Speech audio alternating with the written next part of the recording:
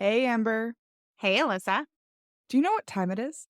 Oh, I know what time it is. It's time for another episode of The Growth Signal. Yes, let's get into it. Heck yeah. Hey, everyone. Welcome back to The Growth Signal, where we are throwing out the old playbook and reimagining the way we build relationships with our customers.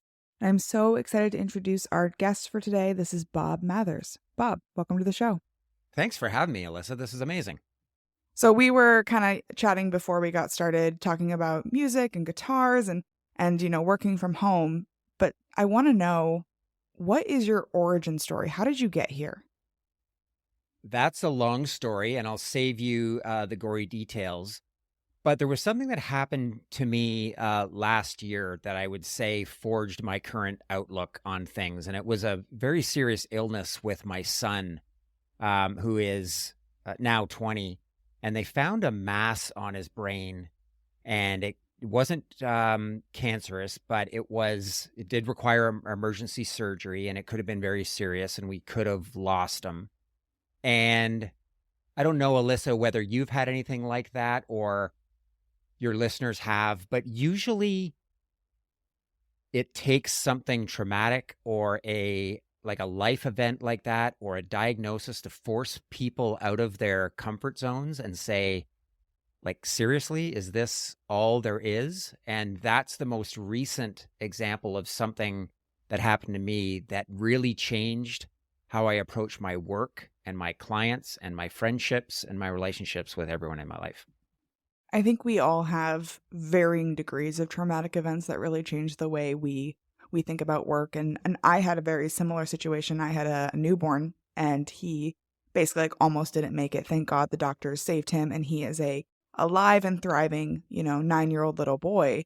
But there was a couple of days there where it was very questionable of whether or not he would make it. And as a brand new parent, a first-time parent, and someone who was trying to build a business, I had this idea in my head that, I would go on maternity leave for like 6 or so weeks, and then I would be back at it. And actually, I think I had told people I'll be back in like 2 or 3 weeks. And then I have an emergency C-section and a kid who almost doesn't make it and spends multiple weeks in the NICU. And I had a real change in perspective because my business, I loved it. I loved what I was building. But I had to be okay with saying, work isn't my life. It's my family's my life. And what I'm doing right now is my life. So I think we've both had traumatic experiences with our kids. Some people's trauma is a little less dramatic than what we have. But, we think about that bad boss or that great boss, right? That really changed how we placed our expectations. Yeah. And God, I can't imagine how scary that would have been as the mother of a newborn. I think, when things like that happen, I find, at least for me and people I've talked to, you kind of live in this pocket that's like, oh my God, I'm just so grateful for everything in my life. I'm never going to sweat the small things anymore. I'm really going to be intentional and focused on the things that really matter in my life. And that pocket usually collapses in 2 or 3 weeks. No matter how traumatic these events are, our life has a way of snapping back into its original shape. And you're waking up at 2 a.m, worried about the same useless shit that you were worried with before. And you said, I swore I wouldn't let this happen. And it happens every time. It does. I was consulting for a client, a big company, right? And everything was always on fire, but also everything also required like 72 layers of approvals to get through. And I had someone who, she lived in the UK, and she looked at us and she goes, why are we doing this? Why are we doing this work? Because we're not doctors. Nobody here will die if we don't get that email, that internal email through this comms process. Like, no one's going to die. Someone's probably not even going to read it. And this whole idea of hair on fire, everything's collapsing, it's just not sustainable in the way that we work. Especially, I don't know about you, like, I work from home and I find myself in my office at 9 o'clock at night. What am I doing here? And if I, in the olden days, that wouldn't happen because I wouldn't have access to my files and I wouldn't have access to my technology. And, I'm an early adopter, so I love all things new. But some days I wonder, have we gone too far with the advancements in our tech and the ability to be connected and always on? Yeah. And That's so interesting you say that because, yeah, establishing those boundaries, they've just sort of eroded, and it takes so much more effort to put those boundaries and to protect them because back in the days, in the old days, you actually left work and your email was at work and you didn't have a Yeah. phone. And so whatever it was that was waiting for you the next day, nobody was emailing you because everybody knew you weren't there. And you had these boundaries, and now we have to create and hold those boundaries ourselves, which takes a lot of discipline. And I struggle with it. I struggle with it too. And It's so easy to just slip one time, oh, I'll just go send that Slack message really quick. Oh, yeah, and all of a I'll sudden just it's reply to 11 that email. o'clock at night and you're Yeah. upstairs working. Well, your kids are downstairs or whatever, man. It just, it happens so fast. Yeah, I had my daughter she's 5 now. But I had one of those moments where I had like a real wake up call. She was in my office. It's, right before bedtime. She's got her little toy laptop and she's like clacking away on her keyboard, pretending to be working. And I said something to her and she goes, "Mother, I am in a meeting, so you need to be quiet." And I was like, oh no, you've heard that. You Where didn't just did she come up get with that. that? I don't know where she got that. And she loves to take her laptop in the car and type away on her laptop. And I'm like, okay, this is obviously a learned behavior. And so now I'm having to make the choice of like, do I go out of my way to make sure she unlearns that behavior? And part of me is like, well, I want her to see me as like, I'm a badass. I'm an entrepreneur. I'm doing cool things. So part of me is like, hey, it's kind of cool that she, sees that I'm doing stuff, but she doesn't understand it in that context. She understands it in mom wants me to stop talking because she's on a call. Yes. And I think about this all the time, Alyssa, because when I get frustrated with my kids, I recognize that it's not them I'm frustrated with. They didn't come out with these habits. I created them. They either got them from my genes or they learned them from me. And so my frustration isn't with them. It's with me saying, God, should I have done something different? And so I think about that all the time. Yeah, no, it's definitely hard and something that we struggle with as people who want to be engaged parents, but also like, let's be honest, I love building my business. I'm an entrepreneur at heart. I have so much fun when I'm at work. I love Mondays because I love like what I'm doing. So tell me a little bit about your business and what gets you up on a Monday morning. Yeah. Good segue coming back to Mondays, by the way. So my business. So I'm a customer success coach and a keynote speaker. So, and a podcaster. So I guess those 3 pillars. And so I've been working in customer success I've been working with customers my entire career, but in this thing we now call customer success for probably 10 years. And about 5 years, I went out on my own, after a few years of being, a leader in customer success in a few different SaaS companies, and then started working with founders of, startups. Some of them are looking for their first customers, their first 10 customers, and some of them are $100 million companies trying to manage NRR and churn. So it's really the entire spectrum.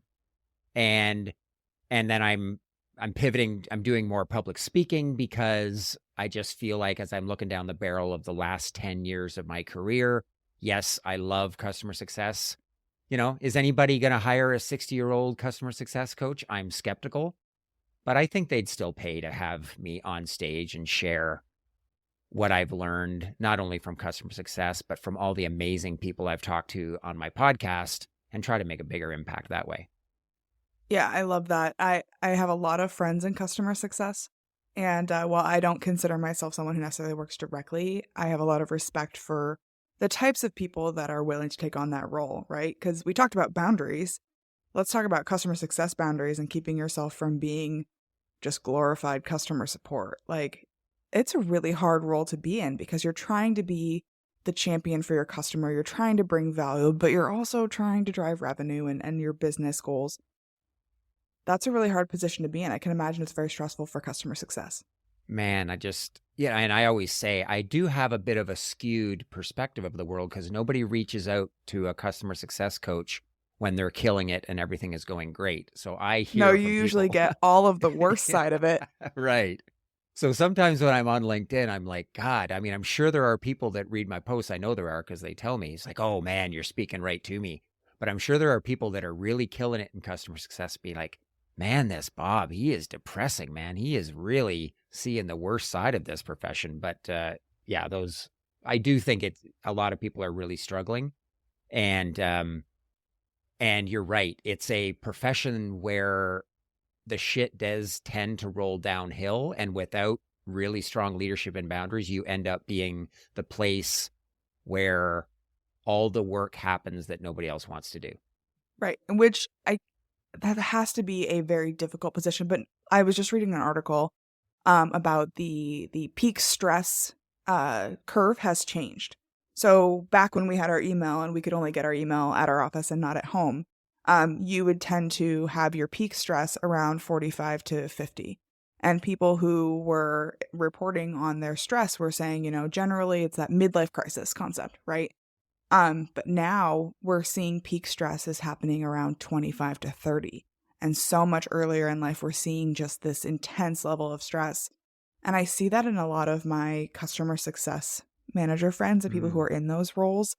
It's just a role that you burn out on. You're seeing, headcounts getting cut and the role is evolving and now AI is taking your job and there's so much stress. And oh, by the way, now you have a quota and now you have all of these things that you never really knew you were signing up for. So while you say, yeah, you're probably seeing all of the people who are in the worst cases, my guess is that there's a much larger proportion of people who are struggling than people who are really killing it. Yes. And there have been a lot of changes in SaaS in particular that have put that organization under a lot of pressure and have really exposed the fact that it never really matured the way that sales and marketing has. And it's always gotten away, frankly, with kind of a nebulous value proposition to the organization and even to customers. And it really came to a head when funding dried up, when the company's growth started to slow, when a lot of them really hit challenges with the pandemic, and it exposed them to having to rationalize every dollar they spent in a way that they didn't really have to do before. So it used to be a kind of a squiggly dotted line between customer success and the value that they provide compared to sales and marketing. Sales it's a straight line to new logos and new revenue. Marketing is SQLs or MQLs, whatever you want to measure. Customer success, yeah, it's retention and it's net retention revenue, whatever you want to measure it by. But there's a lot of fingers in that pie. And yeah, I was say a lot of people are sales gets that credit sometimes, right? Yeah, and there's very little that customer success can actually control on its own without the buy-in from everyone else. Yeah, I was having a conversation with someone else who said, I don't want to be in sales. And I looked at her and I said, hey, just so you know, everyone is either revenue generating or revenue responding, but no matter what, you're in a revenue role. So like you can't just say like, oh, I just want to drive value. Like that's a revenue activity. And it's okay. Like it's okay to want to not want to be in sales, the dirty part of it, right? But if you're driving value for your customer and just happen to be getting paid in return, that's a win for everybody. Yeah, and even you just mentioned kind of that dirty part of sales. I think there's definitely a perception of what sales is like. I think very few people in CS have seen really thoughtful, consultative salespeople. And if they did, they'd be like, oh my God, that's kind of what I thought customer success was. Yeah. But we have these stereotypes in our mind from popular culture or from movies and Glengarry Glen Ross and because they always be selling, right? Yeah, absolutely. And the truth is, there's more truth in that than anyone would like to admit. I've worked in organizations like that, and it's an impossible situation for customer success to be in. And the truth is, it's a spectrum. Right. Everybody's on that spectrum, and people are further to the Glengarry Glen Ross end of the spectrum than most people like to admit. But if you're in customer success and that's all you've seen, sales is the last thing you ever want to do, because most people go into customer success because they don't want the pressure and the, what they perceive as greasiness of sales. They want to be in it for long-term relationships and nurturing it. And whether they want to admit it, they don't want to be held accountable to a number every quarter because that's sales and they don't want any part of that. Well, and it's a little bit like, if my job is squishy, then if I do a good job, then it's because of me. And if something goes wrong, then it's not my fault because, there's so many fingers in that pie. It can't possibly be my fault that this customer, churned. And putting a hard number on it means that, yeah, you get to celebrate your successes and point to say, like, that was me. You also have to be accountable to your failures and say, okay, yeah, that was me too. Man, you're so right about that. Like, yeah, it is ultimate accountability. And say what you want about sales, having a number and meeting it or not is the definition of accountability. And what that means is if you're a salesperson and you miss your number 3 quarters in a row, you're probably losing your job. It doesn't matter how good your story is. There's no squishy rationalization. That's the game. Yeah, and I mean, like, that's scary. A lot of people don't want to God. have that, that level Terrifying. of visibility into their their work terrifying. capability. Yeah. And then CS will kind of sit there and go, oh, I can't believe sales sold to these customers and said these outlandish things. It's like, yeah, you do the exact same thing. They're doing exactly what we're paying them to do. Yep. And if the leadership says, go sell to these customers and hit this number at all costs, you do the same thing.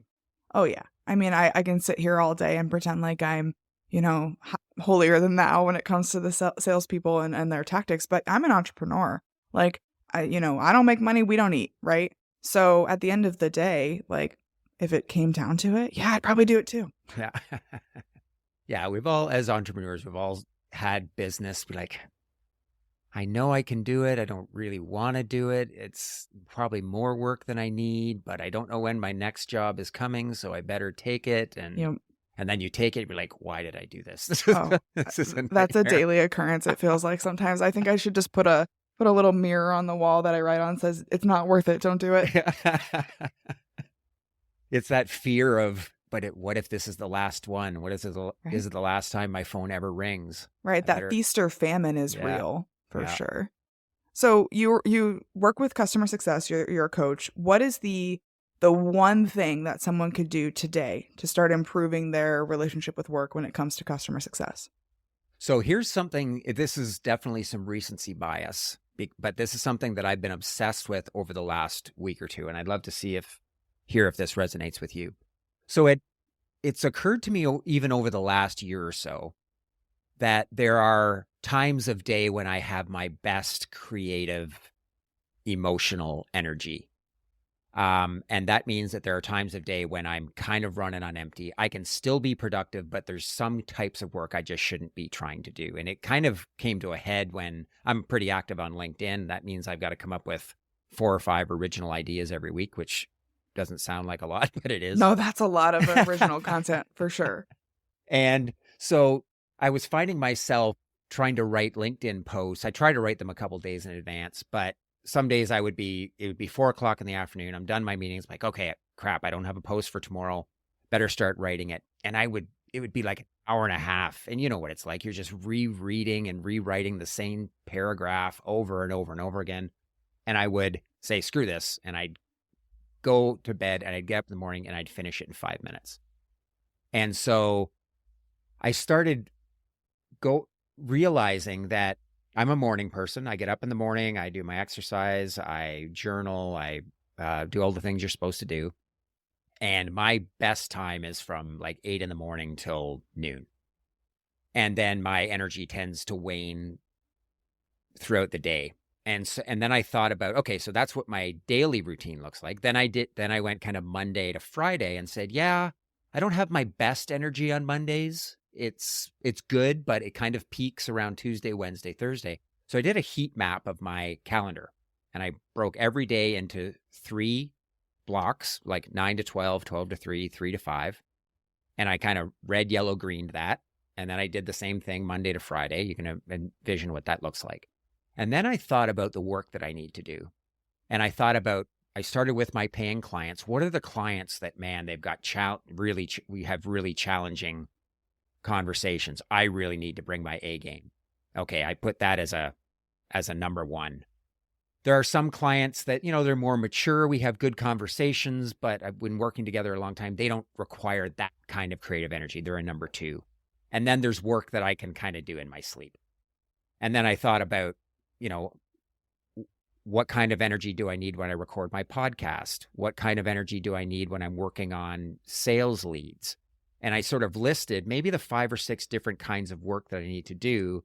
And I did the same red, yellow, green for that. And then I mapped out my calendar in a way that made sure that I was reserving my most creative energy for the kinds of work that really required it, which avoided me ever getting to the end of the day and needing to get something done that really needed that creative energy, and I just couldn't access it. And it also means that I don't waste creative times of day on stuff that I could kind of do in my sleep. And when I talk to people in customer success specifically, but pretty much everyone, you never seem to have enough hours in the day. So it's about being the most productive with the hours that you have and being more intentional about where you put certain kinds of work throughout your week. And I think that is going to make, I don't know, it feels like a 20 to 30% productivity improvement just by making these adjustments. So yes, to all of that. I have what I call puttering time, and the team is familiar with my puttering time. And sometimes I just need to walk around the house with no plan of what I'm going to do and just let the moments come. I might be walking the dog. I might be changing, reloading the dishwasher. One day I shampooed the carpet for an hour and a half while I listened to a podcast. And I just needed that time to let my brain reset. But I like to think about activities in that same way, with the added layer of energy neutral, energy negative, energy positive. Mm-hmm. This activity is energy neutral for me. I will come out of here with the same amount of energy that I came into it, right? This activity is energy draining. Basically anything to do with accounting, energy draining. That's what I'm doing. It's the only thing I can do that day because I will sap myself of every iota of joy in that process. And then there's energy positive, where I get so much out of that activity that I can do pretty much anything after because I've just filled that energy for me. So for me, it's recording these podcasts. I love these conversations. Building anything new. So if there's a problem to solve and I have to create a vision for it and the strategy of it, that is energy positive for me. But you're so right. If I try to do something that is energy neutral or energy negative when I'm not feeling it, I'm just going to spend an hour and a half wasting my time instead of spending 5 minutes doing my best work. Absolutely. And so one of the things I'll do, and I know that it's never quite as clean as we imagine it, right? But even just being intentional about it, I think helps. So what I'm actually doing is creating separate Calendly links. So if you want to reach out to me on LinkedIn, I always love talking to people, but that's probably not going to happen in the morning because I've got paying customers that really need my best energy. So that link will be, somewhere between 1 and 4 in the afternoon. And there's separate links for different clients. And Smart. I'm looking forward to seeing how this happens, because if you just have a couple Calendly links and or you're working for a company where people can book meetings whenever you're available, it's going to be virtually impossible to control this time because you're talking so much earlier you can about do. boundaries. Yeah. These are the boundaries I have to set if I'm going to be able to walk away from my computer at the end of the day, knowing that I got everything done I could have. Yeah. And to the best quality that it could be. Yeah. So, Bob, tell us who in your mind of all the amazing people you've had a chance to meet, whether you know them or just their thought leaders that you follow, who is leading the charge?